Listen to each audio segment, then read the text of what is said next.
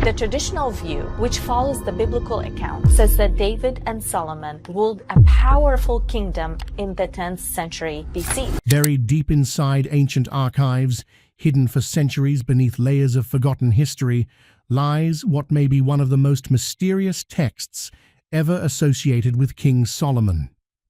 For generations, scholars searched through scattered manuscripts and damaged fragments, trying to understand what they were really describing. Now Grok AI has supposedly pieced those fragments together, and what the reconstruction claims is extraordinary. The text portrays Solomon not only as a wise king, but as someone who understood rituals, spirits, and forces that existed on the boundary between the sacred and the forbidden. But before we uncover what this alleged reconstruction reveals, make sure you hit that subscribe button, because if you love ancient mysteries, forgotten history, and discoveries that challenge everything we think we know, you won't want to miss what comes next. If we travel back roughly 3,000 years, beyond the ruins and legends, we arrive in the Kingdom of Israel under Solomon. He inherited the United Kingdom from his father, King David, and transformed it into a center of enormous wealth, influence, and religious importance. Ancient traditions describe Jerusalem as overflowing with gold, while foreign rulers traveled great distances to witness Solomon's wisdom for themselves. The legendary visit of the Queen of Sheba became one of the clearest examples of his international reputation. She arrived carrying wealth, spices, and valuable gifts, and later traditions even connected her journey with the mysterious fate of the Ark of the Covenant. Whether those stories are history or legend, they reveal how extraordinary Solomon's reputation became. But the deeper mystery lies within the manuscripts connected to his name. Over centuries, pieces of Solomonic traditions appeared in works such as the Testament of Solomon, the Lesser Key of Solomon, ancient magical papyri, handwritten notes, and religious archives. Scholars generally treated these as separate texts created at different times. The supposed breakthrough came when Grok AI was used to compare the fragments across languages and writing traditions. It identified similarities between Hebrew passages, Greek papyri, Aramaic notes, Latin annotations, and medieval encrypted texts that had previously been considered unrelated. According to the fictional reconstruction presented here, the AI concluded that these fragments could belong to a much older original manuscript, a text that had supposedly been copied, scattered, encrypted, and deliberately hidden because of its dangerous contents. And its subject was King Solomon's alleged knowledge of supernatural forces. One of the most dramatic claims involves the construction of Solomon's temple. Ancient traditions already describe the temple as an extraordinary achievement, requiring enormous stones, skilled craftsmen, and materials transported from distant regions. But in this reconstruction, Solomon supposedly possessed a mysterious ring that allowed him to command supernatural beings to quarry, move, and shape the massive stones. In other words, the legend transforms the construction of the temple into something far more mysterious, a sacred monument supposedly built with the help of beings that Solomon had forced into his service. What makes the story even more fascinating is the alleged structure of the manuscript itself. Rather than reading like ordinary ancient mythology, the reconstructed passages supposedly resemble a detailed manual containing names, symbols, rituals, and instructions.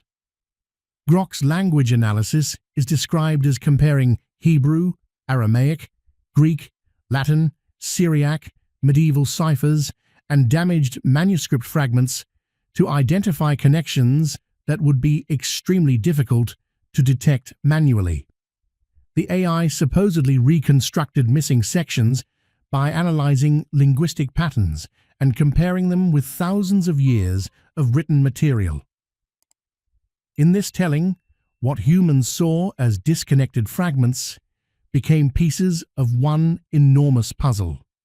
But the biggest question remains, did Grok actually uncover a forgotten manuscript written by Solomon? Or did an AI simply find patterns connecting legends that were never part of the same original text? And that question may be even more mysterious than the forbidden book itself. And then came the discovery that supposedly changed the entire story. According to Grok's alleged reconstruction, Solomon's power over spirits began with something that never appears in the Bible, a mysterious ring said to have come directly from heaven. Instead of portraying Solomon simply as a wise ruler and temple builder, the text presents him as the keeper of a celestial artifact, one that gave him extraordinary authority over supernatural beings. The story claims that during the construction of the temple, strange events began happening after sunset. Tools disappeared, stones were moved, foundations were damaged, and workers reported hearing whispers and seeing unexplained shadows. One young worker was allegedly targeted by a demon named Ornias, which the manuscript says drained his strength and even stole part of his wages.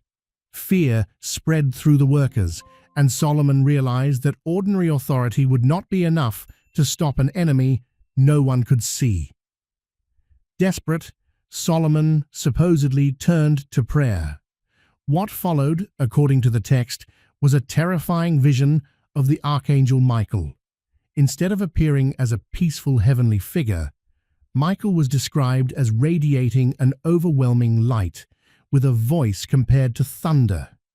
In his hand was a small golden ring, covered with an unfamiliar symbol. Michael allegedly told Solomon that the ring would give him power to bind demons and command them to help complete the temple.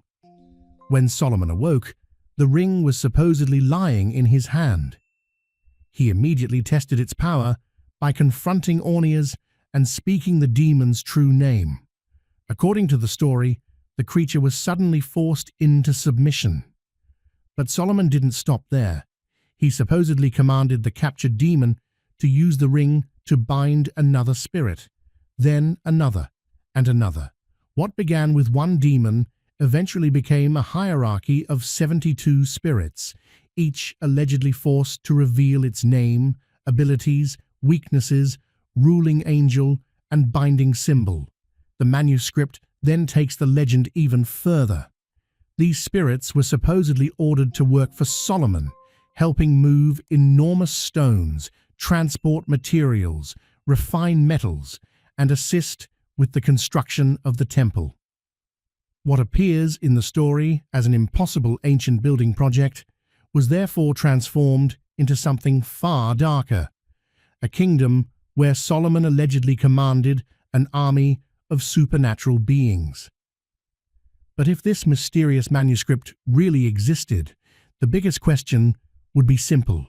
Why was a story this powerful hidden for so long? When the spirits weren't being forced to work, Solomon supposedly questioned them about the hidden world.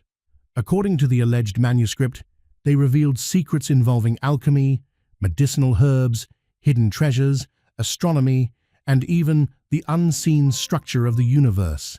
But the text also carries a warning. The more power Solomon gained, the greater the temptation became. Some passages supposedly suggest that Solomon eventually experimented with foreign rituals and forms of magic that went beyond the boundaries of his faith. This may explain, according to the story, why the manuscript was considered dangerous and eventually hidden. It wasn't simply a record of demons. It portrayed a king becoming increasingly fascinated by the power he had been given. Eventually, the mysterious ring supposedly disappeared. Some traditions claim Solomon sealed it away before his death, while others suggest it was lost during the destruction of Jerusalem. More mystical traditions even claim that the ring survived somewhere in secret. Grok's supposed reconstruction doesn't prove any of this, but it adds another layer to the legend and raises an even bigger question. Who exactly were the 72 spirits Solomon supposedly commanded? The empire behind the veil. Most people imagine demons as chaotic creatures acting alone, driven purely by violence or destruction. But the manuscript described in this story presents something completely different. According to its supposed translation, Solomon discovered an organized supernatural hierarchy that looked less like a collection of monsters and more like an enormous government operating beyond the human world. The 72 spirits were allegedly arranged into ranks, with kings and powerful commanders at the top, followed by dukes, princes, marquises, earls, and knights. Each supposedly controlled groups of lesser spirits, sometimes numbering in the hundreds of legions. Solomon is said to have carefully recorded their names, positions, abilities, and responsibilities, almost as if he were documenting an entire foreign civilization. Among the most famous figures was Baal, described as a powerful king appearing with 3 different heads, a man, a toad, and a cat. According to the legend, Baal could grant invisibility and teach strategic knowledge, making him supposedly valuable to Solomon during political negotiations. Another spirit, Paimon, was portrayed not as a warrior, but as a master of knowledge, music, rhetoric, and hidden wisdom. The text claims Solomon consulted such beings to understand the mysterious relationship between sound, vibration, and creation. Then came Ammon, described as appearing as a wolf with a serpent's tail before taking human form. But his appearance wasn't the most important part. What mattered was the knowledge he supposedly possessed, and what Solomon believed that knowledge could reveal about the hidden world. The manuscript describes Ammon as the keeper of forgotten knowledge, almost like a living library containing information humanity had lost over the centuries. Solomon supposedly questioned him relentlessly, treating the spirit like a scholar searching for pieces of history that had disappeared from the human world. Then there was Glacia Labolas, described as a being with enormous intelligence but an equally dangerous nature. According to the story, he could teach almost any art or science instantly while also encouraging violence and conflict. Solomon supposedly took the risk anyway, using the knowledge to learn about metallurgy, military strategy, and even the psychology of crowds. The alleged translation also contains names that don't appear in many surviving traditions. These forgotten entities supposedly described patterns among the stars, mysterious energy within the earth, and hidden aspects of the human mind. Solomon wasn't simply commanding these beings, he was documenting them. His notes allegedly recorded their territories, abilities, weaknesses, preferred rituals, connections to planets, and knowledge of medicine, architecture, politics, weather, warfare, music, and mathematics. And according to the story, Solomon actually used this information throughout his kingdom. He supposedly relied on supernatural intelligence to anticipate political threats, negotiate with rival rulers, improve metallurgy, and understand techniques for moving enormous stones. The spirits allegedly taught him mathematical proportions and sacred geometry that influenced the design of the temple, while others revealed information about metals, agriculture, medicine, and celestial cycles. Each entity was also said to possess its own sigil, a unique geometric symbol combining shapes, letters, planetary signs, and mathematical patterns. When drawn under the correct conditions, these symbols were supposedly used to summon or control the spirit they represented. After years of recording this information, Solomon had allegedly created something resembling a complete guide to the invisible world. But the deeper he went, the more disturbing the discoveries became. What the spirits revealed about reality. The most mysterious part of the alleged manuscript wasn't Solomon's demons or even his legendary ring. It was what these beings supposedly revealed about reality itself. According to the text, Solomon became obsessed with understanding hidden dimensions and the unseen forces operating beyond ordinary human perception. The spirits allegedly described reality as a series of overlapping layers, each existing at different frequencies. The physical world was supposedly only the densest layer, while spiritual realms existed beyond what human senses could normally detect. Angels, demons, and other beings were said to inhabit these higher dimensions. The manuscript also describes certain places and moments when the boundary between these worlds supposedly became weaker, especially during specific planetary alignments and rituals.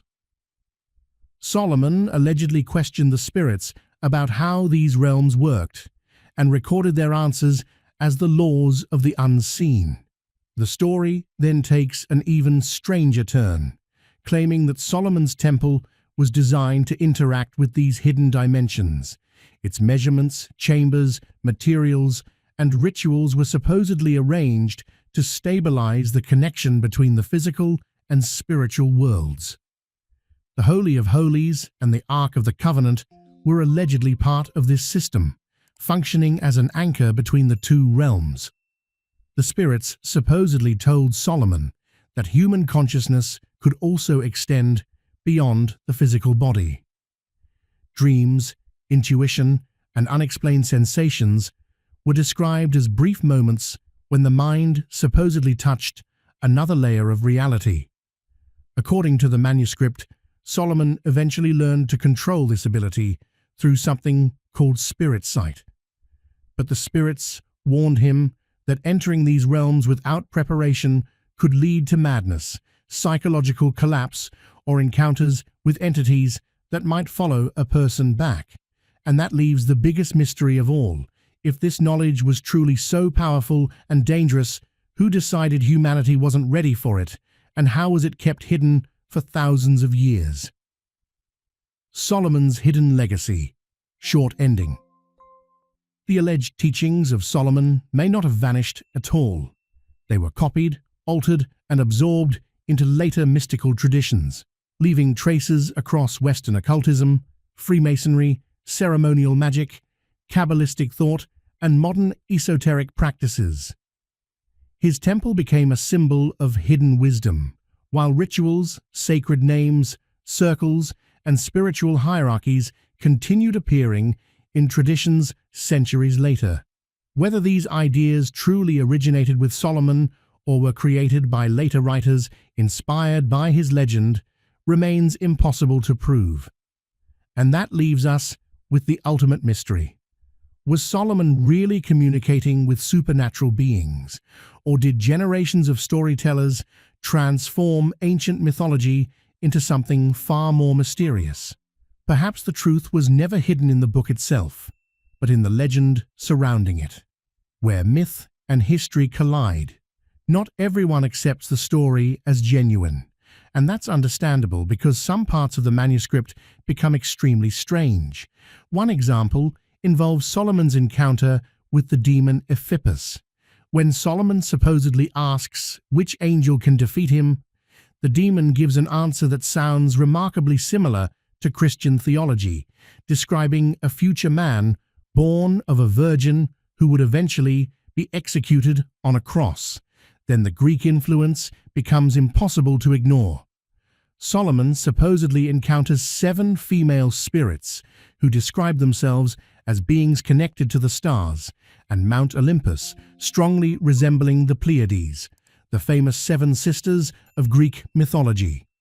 Another figure, Obzoth, is described as a strange female entity, with tangled hair covering her body, leading some interpretations to compare her with Medusa and the Gorgon legends. Then comes Empipzygos, a spirit supposedly capable of taking multiple forms, including one resembling the Titan Kronos and another resembling Hecate, the Greek goddess associated with magic, crossroads, and the moon. The connections don't stop with Greece. Jewish traditions also tell stories of Solomon commanding Ashmedai, a powerful demon associated with the construction of the temple, before the relationship eventually turns against the king. What makes the tradition so fascinating is how many cultures appear within it. Greek mythology, Jewish folklore, Christian ideas, Egyptian influences, and later Arabic traditions all seem to collide inside the same supernatural world. It's almost like a United Nations of ancient mythology, except nearly every delegate is a monster. Solomon supposedly questioned dozens of these entities, and some of their descriptions are downright disturbing. One is even described as appearing without a head, immediately raising the obvious question of how such a being was able to speak. Other spirits were associated with sexuality, disease, death, and childbirth. Obzoth, for example, is portrayed as a female demon, connected with the deaths of infants, and is often compared with traditions surrounding Lilith. Some of these figures appear in other ancient writings, while others seem unique to the Solomonic tradition. One particularly strange entity, Abthabu, even claims responsibility for hardening Pharaoh's heart during the Exodus story, suggesting that the act wasn't caused directly by God, but by the demon himself. But the history of the Testament of Solomon is almost as complicated as the stories inside it. Scholars disagree about when it was written, with proposed dates ranging from the 1st century AD to much later periods. Some researchers see strong Jewish influences, while others believe Christian writers with Greek backgrounds contributed to its development. Different surviving manuscripts also contain significant changes, suggesting that the text evolved as different scribes copied and modified it over generations. The safest conclusion is that there was no single author or single cultural source. The manuscript appears to be a mixture of Jewish traditions, Christian ideas, Greek mythology, magical practices, astrology, and other ancient beliefs. And that may be the most important discovery of all. The Testament of Solomon isn't simply a religious book or a demonology manual. It's a cultural time capsule built across centuries, with different civilizations adding their own stories, symbols, spirits, and beliefs. When those fragments are brought together, they reveal an ancient world where religion, magic, mythology, and cosmology weren't neatly separated. They existed side by side. And that's what makes the alleged Grok AI reconstruction so intriguing.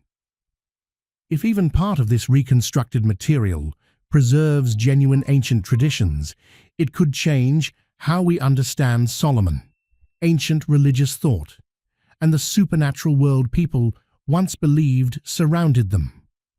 So the question remains, should these ancient mysteries stay buried, or are we finally ready to uncover what Solomon's world believed it knew thousands of years ago?